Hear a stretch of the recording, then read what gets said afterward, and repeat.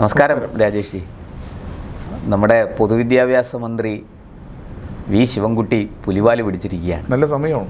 അതെ, കേരളത്തിലെ ഏറ്റവും മികച്ച മന്ത്രിയാണ്. അതെ അതെ, ജോസഫ് മുണ്ടശ്ശേരി കഴിഞ്ഞാൽ എന്നൊരു സംശയമുണ്ട്. അപ്പോൾ എം എ ബേബിയെ വെട്ടി. അല്ല, രണ്ടാം മുണ്ടശ്ശേരി എന്നറിയപ്പെട്ടിരുന്ന അദ്ദേഹമാണല്ലോ. അല്ലല്ല, അത് മാറിയിട്ട് ഇപ്പോൾ രണ്ടാം പിണറായി സർക്കാരിൽ രണ്ടാം മുണ്ടശ്ശേരി, അതോ ഒന്നാം മുണ്ടശ്ശേരിയാണോ അതോ അതിനു മുമ്പത്തെ മുണ്ടശ്ശേരിയാണോ എന്നുള്ളത് ഇനി ജനം തീരുമാനിക്കണം. എന്തായാലും അദ്ദേഹം ഈ നമ്മളൊരു സിനിമയെ പറയുന്ന പോലെ ഗോവിന്ദൻകുട്ടി സാറിൻ്റെ ടൈം നല്ല ബെസ്റ്റ് ടൈം എന്ന് പറഞ്ഞ പോലെ ശിവൻകുട്ടി സാറിൻ്റെ ടൈം, ശിവൻകുട്ടി സാറിൻ്റെ അല്ല, ശിവൻകുട്ടി അണ്ണൻ്റെ ടൈം നല്ല ബെസ്റ്റ്. ഡയലോഗ് ഉണ്ട്, ഇപ്പൊ അവനായി ശവമായി എന്നൊക്കെ. അതിന് അർത്ഥമുണ്ടെന്ന് ഇപ്പോഴാണ് മനസ്സിലായത്. കാരണം അല്ല, ഇത് ആരെങ്കിലും ഇത്രയും വലിയ മണ്ടത്തരം അല്ല, പുള്ളി നമ്മൾ ഉമ്മൻചാണ്ടി അനുകരിക്കുകയാണ്. മുൻ മുഖ്യമന്ത്രി ഉമ്മൻചാണ്ടി. കാരണം ഏത് ഒരു വെള്ള കടലാസ് കിട്ടിയാലും ഉമ്മൻചാണ്ടി അതിൽ ഒപ്പിട്ട് കൊടുക്കും, അല്ലെങ്കിൽ അതിൽ സിഗരറ്റ് കടലാസ് കീറി ശുപാർശ എഴുതി കൊടുക്കും. പക്ഷെ അതൊക്കെ നടത്തിയിട്ടുണ്ട്, അതൊക്കെ യാഥാർത്ഥ്യമാക്കിയിട്ടുണ്ട്. അല്ലാതെ ഉമ്മൻചാണ്ടിയുടെ എഴുത്തിനേക്കാളും ഉമ്മൻചാണ്ടി എന്നുള്ള പേരിനും ആ വാക്കിനും ഒരു വില. അതുകൊണ്ടാണ് പുള്ളി വേറൊന്നും നോക്കിയില്ല. നിയമമണ്ഡലത്തിലെ കുറെ പ്രമുഖർക്ക് കത്തയക്കണം, ഞാൻ മന്ത്രിയാണ്, അറിയിക്കുകയാണ്. 5 വർഷം കഴിഞ്ഞിട്ട് അറിയിക്കുകയാണ്, ഞാൻ മന്ത്രിയാണ് കേട്ടോ, അപ്പൊ നിങ്ങൾ എന്നെ, അതായത് ലെറ്റർ പാഡ്. അതുകൊണ്ട് അദ്ദേഹം ഒരു പേപ്പർ എടുത്തു. പെരുമാറ്റച്ചട്ടം വന്നതോടുകൂടി മന്ത്രി അല്ലാതായി എന്നുള്ള സത്യം അദ്ദേഹത്തിന് മനസ്സിലായി. അപ്പൊ തന്നെ ഒരു പേപ്പർ എടുക്കുന്നു, അതിൽ ടൈപ്പ് ചെയ്യുന്നു, സ്വന്തം കമ്പ്യൂട്ടറിൽ തന്നെ ടൈപ്പ് ചെയ്യുന്നു, അതിൽ പ്രിന്റ് എടുക്കുന്നു, ഒപ്പിട്ട് നേരെ അയക്കുന്നു. പക്ഷേ അദ്ദേഹം ഓർക്കുന്നില്ല അത് അദ്ദേഹത്തിന്റെ MLA ലെറ്റർ പാഡാണെന്ന്. മന്ത്രി എന്നുള്ള കേരളത്തിന് പൊതുവിദ്യാഭ്യാസ മന്ത്രി എന്നുള്ള പേരുള്ള ലെറ്റർ പാഡെന്ന് ഓർക്കുന്നില്ല. അത്ര ഉദാര മനസ്കനായ ഒരു മന്ത്രിയാണ്. അങ്ങനെ ഇത് പോയി. പക്ഷേ തെരഞ്ഞെടുപ്പ് കമ്മീഷന് പെരുമാറ്റച്ചട്ടം ഉണ്ടല്ലോ, അത് ലംഘിച്ചാൽ ആരാണെങ്കിലും, ഏത് ഇന്ദ്രനും ചന്ദ്രനും ആണെങ്കിലും. അല്ല, ഇപ്പൊ പറയുന്നത് ഞാൻ അതിനു മുമ്പ് അയച്ച കത്താണെന്ന്. അങ്ങനെ പോസ്റ്റൽ ഡിലേ ആണ്. നമുക്ക് ഡേറ്റ്, സീലിൽ ഡേറ്റ് ഒക്കെ ഉണ്ട്, അതൊക്കെ കണ്ടുപിടിക്കും. എന്നാലും തന്റെ മന്ത്രി എന്ന പദവിയുള്ള ലെറ്റർ പാഡ് വെച്ചിട്ട് എന്നെ നിങ്ങൾ എന്റെ നേട്ടങ്ങൾ ഇതൊക്കെയാണ്, നിങ്ങൾ എന്നെ ജയിപ്പിക്കണം, വീണ്ടും ജയിപ്പിക്കണം എന്നൊക്കെ പറയാൻ ആധികാരികമായി പറഞ്ഞ പുള്ളി ജയിച്ചു അവിടെ, അല്ലേ? അതെ അതെ അതെ അതെ, ജയിച്ചു കഴിഞ്ഞു. ഇന്നലെ ജയിച്ചു, വേണമെങ്കിൽ മെനങ്ങാന്ന് ജയിപ്പിക്കാം. ഇപ്പൊ പുലിവാല് പിടിച്ചിരിക്കുകയാണ്. കാരണം ഇനിയിപ്പോ എന്ത് ചെയ്യുന്നു പുള്ളി. എന്തായിരിക്കും ഇനി സംഭവിക്കാൻ പോകുന്നത്? തെരഞ്ഞെടുപ്പ് കമ്മീഷന് പരാതി പോയിട്ടുണ്ട്. ഇതിപ്പോ എനിക്ക് തോന്നുന്നു ആദ്യത്തെ പരാതി കൊടുത്തിരിക്കുന്ന BJP ആണ് കൊടുത്തിരിക്കുന്നത്. കോൺഗ്രസും സ്വാഭാവികമായിട്ട് മിക്കവാറും ഇന്ന് രാവിലെ തന്നെ പരാതി കൊടുത്തു. അല്ലെങ്കിൽ കോൺഗ്രസ്. അതെ അതെ അതെ. അല്ല, ശബരിനാഥനും മത്സരം ഇനിയിപ്പോ ശബരിനാഥനും BJPയും തമ്മിലാണ്. അപ്പോൾ ശബരിക്ക് താല്പര്യം ഉണ്ടെങ്കിൽ, അതെ, ശബരിക്ക് താല്പര്യം ഉണ്ടെങ്കിൽ അല്ലെ, എൻ്റെ ചോദ്യം, ഇടതുപക്ഷക്കാരിനി ആർക്ക് വോട്ട് ചെയ്യും? കാരണം ഇദ്ദേഹത്തെ അയോഗ്യനാക്കിയാൽ അവരുടെ വോട്ട് ആർക്ക് കൊടുക്കും? ഇത് ഇത്തരം മണ്ടത്തരങ്ങൾ പറ്റുമെന്ന് നമ്മുടെ ഇടത് നിയമത്തിന്റെ ചുമതലയുള്ള CPM-ന്റെ നേതാക്കൾക്ക് അറിയാമായിരുന്നു. അതുകൊണ്ടാണ് പാരലായിട്ട് മറ്റൊരു വിവാദമൊന്നുമല്ല, പാരലായിട്ട് മറ്റൊരു പേര് കഴിഞ്ഞ ദിവസം തന്നെ ഉയർന്നു. ഡമ്മിയൊന്നും അല്ലത്, P. രാജ. അദ്ദേഹം അവിടുത്തെ ബ്രാഞ്ച് സെക്രട്ടറിയാണ്. അത് ശരി. അപ്പൊ രാജീവ് അവിടെ സ്ഥാനാർത്ഥിയാകാൻ പക്ഷെ ചിഹ്നം കിട്ടുമോ? ചിഹ്നം കിട്ടില്ല. ചിഹ്നം വീശും. അയോഗ്യ ആയി. അപ്പൊ പിന്നെ ഇനി രാജീവ് ഏത് ചിഹ്നത്തിൽ മത്സരിക്കും എന്നുള്ള ഒരു ചോദ്യമുണ്ട്. ചിഹ്നം പ്രശ്നമില്ലെന്നല്ലോ. അല്ല, മരപ്പട്ടിയോ ഉടുമ്പോ ഒക്കെ ആയാലും കുഴപ്പമില്ല. രാജീവിന് അതൊരു ചിഹ്നം കൊടുത്തിട്ടുണ്ട്. പക്ഷേ അത് രാജീവ് അവിടുത്തെ ബ്രാഞ്ച് സെക്രട്ടറി ആണെങ്കിൽ, CPM-ന്റെ ബ്രാഞ്ച് സെക്രട്ടറി രാജീവെങ്കിൽ ഇത്രയും കാലം എന്തുകൊണ്ട് പുറത്തു പറഞ്ഞില്ല? ഇത്രയും കാലം എങ്ങനെ അവർ സഹിച്ചു? നോമിനേഷൻ കൊടുത്തപ്പോൾ അറിയണ്ടേ? അതോ പാർട്ടി CPM രാജീവിന് അനുമതി കൊടുത്തു? രാജീവ് ശരിക്കും പറഞ്ഞാൽ ഡമ്മി അല്ല, വിമതനായിട്ടാണ് കൊടുത്തത്. വിമതനായിട്ടാണ്. ഈ വിമതനെ ഡമ്മി ആക്കേണ്ട ഗതികേടിലേക്ക് രാജീവിന് ഔദ്യോഗിക സ്ഥാനാർത്ഥിയാണോ നേമത്തെ പാർട്ടി കമ്മിറ്റിയുടെ എന്ന് സംശയമുണ്ട്. കാരണം ശിവൻകുട്ടി താൻ തന്നെ കാട്ടുന്ന അബദ്ധങ്ങളാൽ ബഹുമാന്യൻ ശിവൻകുട്ടി സ്വയം കുഴിച്ച കുഴിയിൽ വീണ് ചാടി പോകുന്ന ഒരു അവസ്ഥയിലാണ് ശിവൻകുട്ടി. അപ്പോൾ എന്തും ഏതും സംഭവിക്കാം. മറ്റേ നമ്മുടെ പശ്ചിമേഷ്യയിലെ ഇറാൻ അമേരിക്ക യുദ്ധം പോലെയാണ്, എന്തും എവിടെ ഏത് നിമിഷം സംഭവിക്കാം. അപ്പോൾ ഒരു ഡമ്മി സ്ഥാനാർത്ഥിയെ പോലെ കൊണ്ടുവന്നു. അത് ഏതെങ്കിലും ഒരു രാജീവിനെ കൊണ്ടുവന്നാൽ കുഴപ്പമില്ല. ഇത് അവിടുത്തെ ബ്രാഞ്ച് സെക്രട്ടറി. ഇനി അഥവാ അദ്ദേഹം ബ്രാഞ്ച് സെക്രട്ടറി അല്ലെന്ന് പറഞ്ഞാൽ പാർട്ടി പുറത്താക്കിയതാണോ രാജിവെച്ചതാണോ? ആ ഒരു വാർത്തയും ആരും ഒരിടത്തും കേട്ടിട്ടില്ല. ശരിയാണ്. ഏറ്റവും താഴെ തട്ടിലുള്ള ഒരു സാധാരണ പ്രവർത്തകൻ BJP-യിലോ കോൺഗ്രസിലോ പോയാൽ പോലും വാർത്തയാകുന്നതാണ്. പക്ഷേ ഇത് ബ്രാഞ്ച് സെക്രട്ടറിയുടെ കാര്യത്തിൽ നിസ്സാരം. നമ്മുടെ പ്രതിഭയെ അപമാനിച്ച അവിടുത്തെ മുസ്ലിം ലീഗിന്റെ അവിടുത്തെ മണ്ഡലം പ്രസിഡന്റ് അർഷാദിനെ അപ്പോൾ തന്നെ ലീഗ് പുറത്താക്കി. പ്രാഥമിക അംഗത്വം മാന്യമായ ശിക്ഷാ നടപടി. വി. ഡി. സതീശൻ ചോദിച്ചത്, നിങ്ങൾ ഇതുപോലെ മുമ്പ് ചെയ്തിരുന്നെങ്കിൽ ചെയ്തിട്ട് വി. ഡി. സതീശൻ ഇതും കൂടെ ചോദിക്കണമായിരുന്നു, അല്ലേ? ഇദ്ദേഹം എന്ത് അടിസ്ഥാനത്തിലാണ് ഈ ബ്രാഞ്ച് സെക്രട്ടറി നിൽക്കുന്നത്? കാരണം സതീശന് പക്ഷേ സതീശനോ ശബരിനാഥനോ അത് ചോദിക്കാൻ ഭയമാണ്. കാരണം അവിടെ BJP വലിയ രീതിയിൽ അതാണ് ഡീല്. അവിടെ അങ്ങനെ ഒരു ഡീലും കൂടി അതിനകത്തുണ്ട്.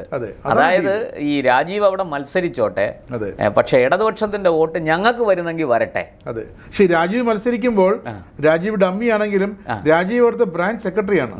ആ ബ്രാഞ്ചിന്റെ കീഴിൽ രാജീവ് പ്രവർത്തിക്കുന്ന എത്ര കുടുംബങ്ങളാണ് രാജീവിന്റെ മേഖലയിൽ? തീർച്ചയായിട്ടും. ഇപ്പൊ രാജീവിനെ അറിയാത്തവരാണോ പാർട്ടിക്കാര്? അവർ രാജീവിന് വോട്ട് ചെയ്യോ, അതോ ശബരിനാഥന് വോട്ട് ചെയ്യോ, അതോ ശിവൻകുട്ടിക്ക് വോട്ട് ചെയ്യോ? ശിവൻകുട്ടിക്ക് വോട്ട് ചെയ്തിട്ട് കാര്യമില്ല എന്ന് ഏതാണ്ട് വ്യക്തമാണ്. ഇനിയിപ്പോൾ സംഭവിക്കാൻ പോകുന്നത്, അപ്പോൾ അവിടെ ഒരു സത്യത്തിൽ ഈ രാജീവ് കടന്നു വന്നാലും പിന്നെ ഇനിയിപ്പോൾ ഒരു ത്രികോണ മത്സരത്തിൻ്റെയൊക്കെ പ്രതീതി ഉണ്ടോ? ശബരിനാഥ് വന്നപ്പോൾ സ്വാഭാവികമായിട്ടും ശബരി ആയതുകൊണ്ടും മുൻ MLA ആയതുകൊണ്ടും G. കാർത്തികേയൻ്റെ മകനായതുകൊണ്ടും ഒക്കെ മണ്ഡലത്തിലൊരു പരിചയപ്പെടുത്തൽ ആവശ്യമില്ല.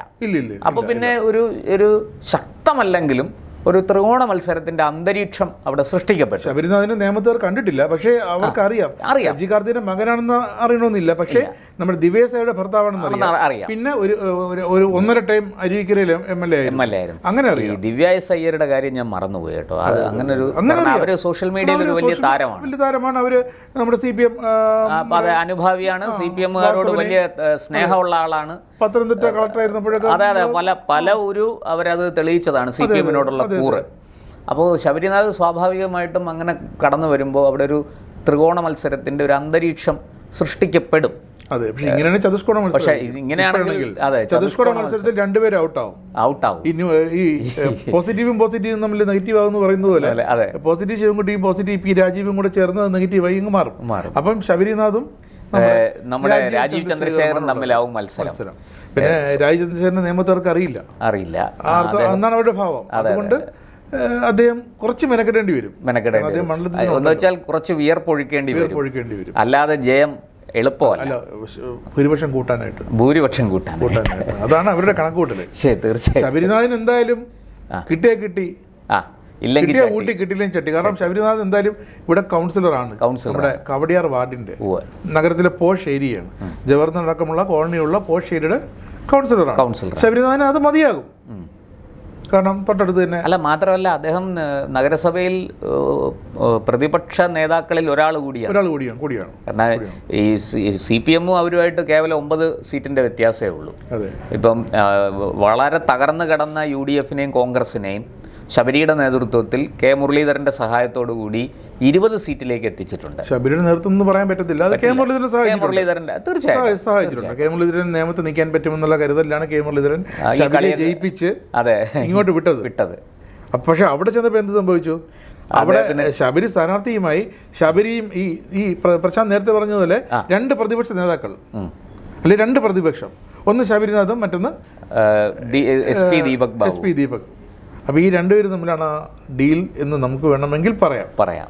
എന്തായാലും ഡീലുകളുടെ കാലമാണ് ഇപ്പോൾ, ഈ പ്രതിപക്ഷ സ്നേഹം. അപ്പോൾ അങ്ങനെയാണെങ്കിൽ എനിക്കൊരു ചെറിയ സംശയം, ഈ ശിവൻകുട്ടി ഇനി ഏതെങ്കിലും ഒരു ഡീലിന്റെ ഭാഗമായിട്ടാണോ ഈ ലെറ്റർ ഹെഡിൽ ഈ കത്ത് എഴുതിയത്? അല്ലല്ല, അദ്ദേഹം അബദ്ധം പറ്റിയത്. മന്ത്രിയല്ലേ, അദ്ദേഹത്തിന്റെ സ്റ്റാഫാണല്ലോ എല്ലാ കാര്യങ്ങളും ചെയ്യുന്നത്. മന്ത്രിക്ക് എന്തും ചെയ്യാം. അല്ല, സ്റ്റാഫാണ് എല്ലാ കാര്യങ്ങളും ചെയ്യുന്നത്. പിന്നെ ഒപ്പിടുക എന്നുള്ള അത് മുമ്പ് അങ്ങനെയാണല്ലോ. ഫയൽ വായിച്ച് പഠിക്കുന്ന മന്ത്രി നമ്മൾ TN ജേക്കബ് സാറൊക്കെ മുമ്പൊക്കെ ഞങ്ങൾ നേരിട്ട് കണ്ടിട്ടുണ്ട്. നമ്മളിതൊക്കെ കുറ്റം പറയുമ്പോഴും ഒരുപാട് ആക്ഷേപങ്ങൾ ചൊരിയുമ്പോഴും KM മാണിയെ പോലെയുള്ള പ്രഗത്ഭന്മാർ, ആര്യാടൻ മുഹമ്മദ്, NK പ്രേമേന്ദ്രൻ ഫയൽ പഠിച്ചേ എഴുതുള്ളൂ. അതെ. ഞാൻ ഇപ്പോൾ നമ്മുടെ കഴക്കൂട്ടത്തെ BJP-യുടെ സ്ഥാനാർത്ഥി V. മുരളീധരൻ, അദ്ദേഹം കേന്ദ്ര സഹമന്ത്രിയായിരുന്നു. അപ്പോൾ അദ്ദേഹത്തിൻ്റെ പേഴ്സണൽ സ്റ്റാഫിലുള്ള ഒരാളുമായിട്ട് സംസാരിച്ചപ്പോൾ ഈ അടുത്ത കാലത്ത് അദ്ദേഹം പറയുകയാണ്, ഈ സാറിനെ കൊണ്ട് വലിയ പ്രശ്നമാണ്. കാരണം എന്താണെന്ന് വെച്ചാൽ സാറ് ഫയൽ മുഴുവനും വായിച്ച് ഈ ഗ്രാമർ മിസ്റ്റേക്ക് ഉണ്ടെങ്കിൽ അതുപോലും തിരുത്തിയിട്ടേ പുള്ളി ഫയൽ ഒപ്പിടുകയുള്ളൂ. അത് തിരുത്തിക്കും. ഇനി എത്ര രാത്രിയാണെങ്കിലും ഇവരെ കൊണ്ടത് തിരുത്തിച്ച് പുള്ളി ഒപ്പിടുകയുള്ളൂ. നമ്മുടെ ഇവിടുത്തെ ചില സുപ്രധാന രേഖകൾ ഒരു ട്രാൻസ്ഫർ പോസ്റ്റിംഗ് ആയാൽ പോലും അത് ക്യാബിനറ്റിന്റെ പരിഗണനയ്ക്ക് പോകണമെന്നാണ്. തീർച്ചയായും അതിൽ നോട്ട് എഴുതും. CM താഴെ ഡിപ്പാർട്ട്മെന്റിലെ ഹെഡ് HOD ക്ലർക്ക് മുതൽ ഉൾപ്പെടെ അങ്ങ് സെക്രട്ടറി വരെ, വകുപ്പ് സെക്രട്ടറി വരെ കണ്ടതിന് ശേഷമാണ് അതിന് കുറിയിട്ടാണ് പോകുന്നത്. ഇപ്പോഴത്തെ സർക്കാർ ഫയലുകളും നോക്കണം, ക്യാബിനറ്റിൽ പോയിട്ട് തിരിച്ചു വരുന്നത് എല്ലാം സർക്കാർ ഉദ്യോഗസ്ഥരാണ് സർക്കാർ ഉദ്യോഗസ്ഥരും കുറിയിടുന്നത്. കാരണം അത് പറ്റില്ല, ഇത് ചെയ്തിട്ടില്ല, ഇതിങ്ങനെയാണ്. കാരണം മന്ത്രിമാർ ചെയ്യേണ്ട, അന്ന് മന്ത്രിമാർ ചെയ്തുകൊണ്ടിരുന്ന ഫയൽ പഠിക്കൽ ഇപ്പോൾ ചെയ്യുന്ന ഇവരാണ്. അപ്പോൾ ഫയലെല്ലാം ഉദ്യോഗസ്ഥർ പഠിച്ചിരിക്കണം. ഞങ്ങളടുത്തേക്ക് ഉദ്യോഗസ്ഥർ മാത്രം പഠിച്ചാൽ മതി. ഞങ്ങൾക്കൊരു റോളും ഇല്ല. ഞങ്ങൾ ജനപ്രതിനിധികളാണ്. പിന്നെ ഞങ്ങളെ പാർട്ടി മന്ത്രിയാക്കിയതാണ്. അതാണല്ലോ ഇപ്പോൾ റോഷി ഹസീം പറഞ്ഞത്. അടുത്തവണ ജയിക്കുമ്പോൾ മന്ത്രിയാകുന്നത് ജോസ് കെ മാണിയാണ് എന്ന് ഇപ്പോഴേ പ്രഖ്യാപിച്ചു കഴിഞ്ഞു റോഷി ഹസീം. അതായത് മന്ത്രി ജനങ്ങൾക്ക് വേണ്ടിയുള്ള മന്ത്രിയല്ല, പാർട്ടിക്ക് വേണ്ടി. അപ്പം മന്ത്രി പദം അങ്ങോട്ടും ഇങ്ങോട്ടും വെച്ച് മാറും. റോഷി ഞാൻ മന്ത്രിയാകാനില്ല, ജോസ് കെ മാണിയാണ് മന്ത്രി, മുന്നണി വിട്ടു പോകില്ല എന്നൊക്കെയാണ് പ്രഖ്യാപനം. പക്ഷെ ഇത് ജനം കൂടി തീരുമാനിക്കണ്ടേ? ജനം കൂടി തീരുമാനിക്കണ്ടേ? നമ്മുടെ പൊതുവിദ്യാഭ്യാസ മന്ത്രിക്ക് ആകപ്പാടെ 12 നഴ്സറി മുതൽ അംഗൻവാടി മുതൽ +2 വരെ നോക്കിയാൽ മതി. അതിനിടയ്ക്കാണ് അദ്ദേഹം ഈ കത്തെഴുതി വിട്ടിരിക്കുന്നത്. ഉന്നത വിദ്യാഭ്യാസം അദ്ദേഹത്തിൽ നിന്ന് മാറ്റിയല്ലോ. അത് നേരത്തെ തന്നെ, അത് അല്ലെങ്കിൽ കഴിഞ്ഞ സർക്കാരിന്റെ കാലത്തെ മാറ്റിയിരുന്നു. അല്ല, ഇവിടെ ഇപ്പോൾ എനിക്ക് ഈ ശിവൻകുട്ടി ഇനിയിപ്പോൾ എന്ത് ചെയ്യും, അയോഗ്യനാക്കിയാൽ അദ്ദേഹം എന്ത് ചെയ്യും എന്നുള്ളതാണ്. അയോഗ്യനാക്കിയാൽ എ കെ ജി സെന്റർ ഉണ്ടല്ലോ. എ കെ ജി സെന്ററിൽ അദ്ദേഹത്തിൻ്റെ ഒരു മുൻ MLA എന്നുള്ള നിലയിൽ ഒരു പദവി കിട്ടും. അല്ലെങ്കിൽ തന്നെ നമ്മുടെ ജില്ലാ സെക്രട്ടറിയുടെ പദവി ഏതാണ്ട് കെയർടേക്കറാണ് ഇപ്പോൾ. ഡബിൾ എ റഹീമാണ് ഇപ്പോൾ നോക്കുന്നത്. കെയർടേക്കറാണ്. റഹീമിന് സ്വർഗം കിട്ടിയതുപോലെയായി. അവിടെ MP സ്ഥാനം, MP-യുടെ കാലാവധി തീരുമ്പോൾ ഇവിടെ ജില്ലാ സെക്രട്ടറി. ആ ഒരു മോഹമാണ്. പക്ഷെ നടക്കില്ല. റഹീമിന്റെ മോഹം നടക്കില്ലല്ലോ. ശിവൻകുട്ടി അണ്ണൻ വരും. അല്ലേ? വിജോയ് കളഞ്ഞിട്ട് പോയാണല്ലോ. അപ്പൊ ശിവൻകുട്ടിക്ക് ഈ പദവി കൊടുത്തല്ലേ പറ്റുള്ളൂ, അല്ലേ? തീർച്ചയായും. ഒന്നും അല്ലെങ്കിലും ഇത്രയും ഞാൻ വിലയിരുത്തിയിട്ടുള്ളത് ഇത്രയും നമ്മുടെ സംസ്ഥാന മന്ത്രിസഭയിൽ ഇത്രയും മന്ത്രിമാരിൽ ഒരു CPM-ന്റെ ഒരു മാന്യനായ മന്ത്രിയാണ്. അതെ. അല്ല, രാജേഷ് ജി, ഇടയ്ക്കൊരു കാര്യം ചോദിക്കാൻ. അതായത് നേമം മണ്ഡലത്തിലുള്ള ആൾക്കാർ ശിവൻകുട്ടി സഖാവിനെ മറന്നാലും അണ്ണനെ നേമം മണ്ഡലത്തിൽ ഉൾപ്പെടുന്ന കാലടി വാർഡിലെ ജനങ്ങൾ മറക്കില്ല. ശരിയാണ്. ഇനി മുതൽ അറിയാൻ പോകുന്നത് കാലടി ആയിരിക്കും. ജനം വിളിച്ചു തുടങ്ങി അങ്ങനെ. അതെ, അതിന്റെ കാരണം കൂടി നമുക്കൊന്ന് ചർച്ച ചെയ്യാം. കാര്യം ഒരു 13 വർഷമാണ്. അന്ന് നമ്മുടെ അന്നത്തെ മുഖ്യമന്ത്രി അന്തരിച്ച ഉമ്മൻചാണ്ടിയാണ്. നമ്മുടെ ദേവസ്വം മന്ത്രി VS ശിവകുമാർ. അപ്പോൾ അന്ന് പഴയ വെസ്റ്റാണ്. ശിവൻകുട്ടി അണ്ണൻ അന്ന് പ്രതിപക്ഷ MLA ആണ്.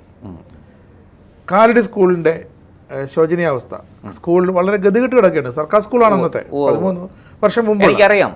വളരെ കെട്ടിടങ്ങളൊക്കെ കുട്ടികൾക്ക് പഠിക്കാൻ പറ്റാത്ത സാഹചര്യം, എത്തിപ്പെടാൻ സിറ്റിയിലേക്ക് എത്തിപ്പെടാൻ പറ്റാത്തൊരു അവസ്ഥയുണ്ട്. വളരെ മോശപ്പെട്ട സാഹചര്യം.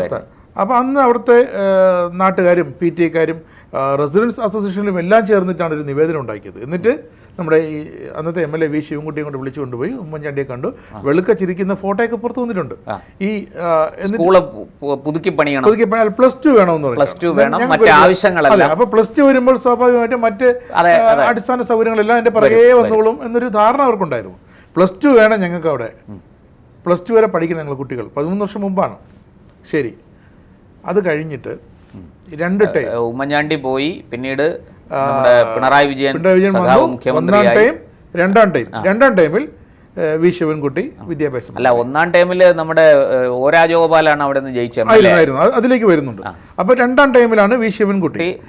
പക്ഷേ ഈ നമ്മുടെ ഈ പൊതുവിദ്യാഭ്യാസ സംരക്ഷണ യജ്ഞം എന്നൊരു കേന്ദ്ര തലത്തിലൊരു പദ്ധതി ഉണ്ടായിരുന്നു. അപ്പം രാജേട്ടൻ ഇടപെട്ട്, ഓരാജഗോപാൽ എന്ന MLA ആയിരുന്നു, അദ്ദേഹം ഇടപെട്ട് സ്കൂളിലും മറ്റ് അടിസ്ഥാന സ്കൂൾ വൃത്തിയാക്കി അടിസ്ഥാന സൗകര്യങ്ങളെല്ലാം കൊണ്ടുവന്നു. പക്ഷേ +2 കൊണ്ടുവരണമെങ്കിൽ സംസ്ഥാന സർക്കാർ തീരുമാനിക്കേണ്ടതാണ്. ഇദ്ദേഹം നമ്മുടെ നിയമസഭയിലെ ഏക BJP MLA ആണ്. താമര വിരിയിച്ച് അങ്ങോട്ട് കയറി ചെന്നതാണ്. അതുകൊണ്ട് എന്ത് പറഞ്ഞാലും നടക്കൂലേ? ചിരിച്ച് കാണിച്ചിട്ട്, അദ്ദേഹം ബഹുമാന്യനായ ഒരു വ്യക്തിത്വം ആണ് രാജേട്ടനായതുകൊണ്ട് വെളുക്കച്ചിരി ഇതുപോലെ ഉമ്മൻചാണ്ടിയുടെ മുമ്പിൽ ശിവൻകുട്ടി ചിരിച്ചതുപോലെ വെളുക്ക ചിരിച്ച് കാണിക്കും. എന്നിട്ട് ഫയലെടുക്കും, നിവേദനം കീർക്കളയും. അതായത് നമ്മുടെ മുഖ്യമന്ത്രി പറഞ്ഞ പോലെ ചുവപ്പ് നാട ഒന്നും കൂടെ കെട്ടിയിടും, ഒരു കെട്ടും കൂടെ കിട്ടും. അങ്ങനെ അദ്ദേഹം സ്കൂള് പുതുക്കി പണിഞ്ഞു, പുതിയ കെട്ടിടം വന്നു, അതെല്ലാം ഓരാജഗോപാലിന് ചെയ്യാൻ സാധിച്ചു. MLA ഫണ്ട് വേണ്ട വിധത്തിൽ വിനിയോഗിച്ചു. എന്നിട്ട് ഇദ്ദേഹം കൊടുത്ത നിവേദനം, അന്ന് MLA-യുടെ പേരിൽ കൊടുത്ത, അന്നത്തെ ഈസ്റ്റ് MLA പിന്നീട് നിയമമാകുന്നത്, അന്ന് കൊടുത്ത നിവേദനം. അല്ല, അന്ന് 2011 ഇത് നിയമം തന്നെയാണ്. അതിന് മുമ്പാണ്. അതായത് 2006-11 കാലത്താണ്. ഈ 2010 അടുപ്പിച്ച്. പക്ഷെ അന്ന് VS സർക്കാരാണ്. അതെ. അപ്പോഴത്തേക്കും ഈ നിവേദനം 5 കൊല്ലം ശിവൻകുട്ടി ഇപ്പൊ മന്ത്രിയായി. പലതവണ ഓർമ്മിപ്പിച്ചു ഇങ്ങനെ ഒരു നിവേദനം അന്ന് തന്നെ കൊടുത്തതുകൊണ്ട് തൊട്ടിട്ടില്ല. അതായത് +2 അനുവദിക്കാൻ മറ്റാരോടും ചോദിക്കേണ്ട, ശിവൻകുട്ടിക്ക് തന്നെ നേരിട്ട് ഇടപെട്ട് മറ്റേ എല്ലാ സ്കൂളിലും +2 കൊടുത്തു. ആ. ഇപ്പൊ കാലടിക്ക് മാത്രം കൊടുത്തു. എന്നാൽ പിന്നെ ഈ കൊടുത്തു കഴിഞ്ഞാൽ ഒന്നുകിൽ ഉമ്മൻചാണ്ടി ക്രെഡിറ്റ് ആകും, ഈ നമ്മുടെ കൊച്ചി മെട്രോയ്ക്ക് പണി കൊടുത്തതുപോലെ ഒന്നുകിൽ ഉമ്മൻചാണ്ടി ക്രെഡിറ്റ്, അല്ലെങ്കിൽ O രാജഗോപാലിന്റെ പേരിൽ അത് വരും. എങ്കിൽ പിന്നെ വേണ്ട എന്ന് തീരുമാനിക്കുന്നു. അവർ പാർട്ടി തലത്തിൽ തീരുമാനിച്ചതാണ്. അങ്ങനെ ഇപ്പൊ ശിവൻകുട്ടി ഇതാ അവസാനത്തെ ലെറ്റർ പാഡ് നിയമത്തെ ജനങ്ങൾക്ക് അയക്കുമ്പോൾ പോലും, നിയമത്തെ പ്രമുഖ വ്യക്തികൾക്ക് എന്നെ ജയിപ്പിക്കണമെന്ന് വേണ്ടി ലെറ്റർ പാഡിലേക്ക് കത്തയക്കുമ്പോൾ പോലും ഈ +2ന്റെ കാര്യത്തിൽ ഒരു തീരുമാനവുമായിട്ടില്ല. അതുകൊണ്ട് ജനങ്ങളെല്ലാം, കാലടിയിലെ ജനങ്ങളെല്ലാം കൊണ്ടു തിരിഞ്ഞിരിക്കുക ആണ് പറയുന്നത്. ഇനി അദ്ദേഹത്തെ അവർ വിളിക്കുന്ന കാലടി ശിവകുമാർ, കാലടി ശിവൻകുട്ടി എന്നാണ് ഇപ്പോൾ വിളിക്കുന്നത്.